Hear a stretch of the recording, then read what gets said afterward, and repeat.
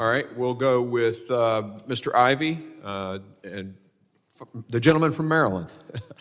Thank you, Mr. Chairman. Fire away for 5 minutes. Appreciate it. Mr. Mayorkas, thank you for being here today and for the work that you do. I've been listening to my colleagues on the other side talk about treading on the Constitution and a scar on our nation's soul, but it seems to me that the impeachment proceeding that was moved forward out of this committee was the true scar on the Constitution and really did tread on the Constitution.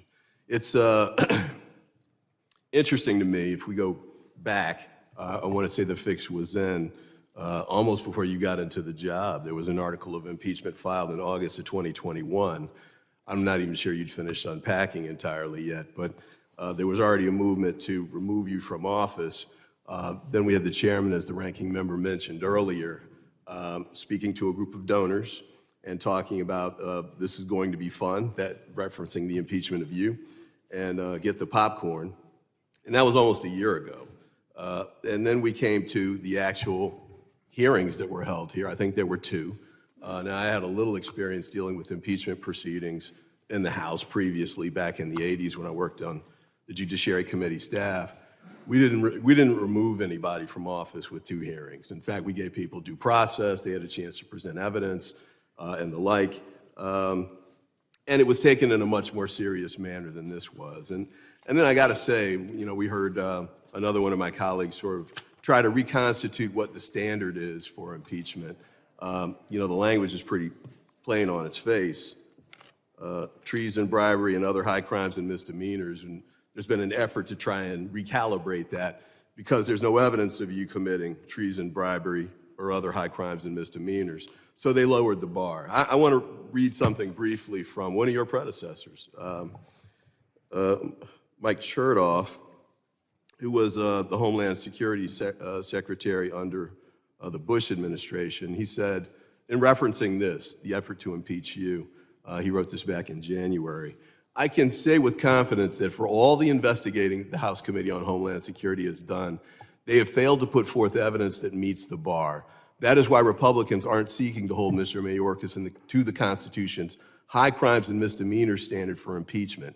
They make the unsupported argument that he is derelict in his duty.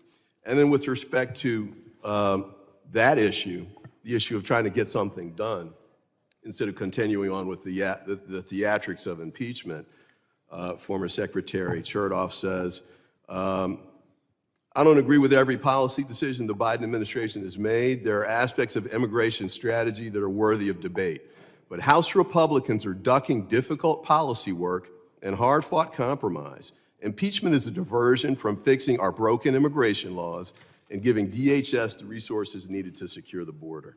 Here today, we've discussed the bipartisan Senate bill that while we were moving forward with the effort to try and put together an impeachment proceeding against you, at least my Republican colleagues, you were working in the Senate with Senator Lankford and others to try and put together an actual bipartisan bill to address the problems at the border. And that came forward. It was killed by House Republicans when former President Trump gave the word that he didn't want it to move forward. And we haven't had any work done on trying to find a bipartisan effort to address these concerns since that day.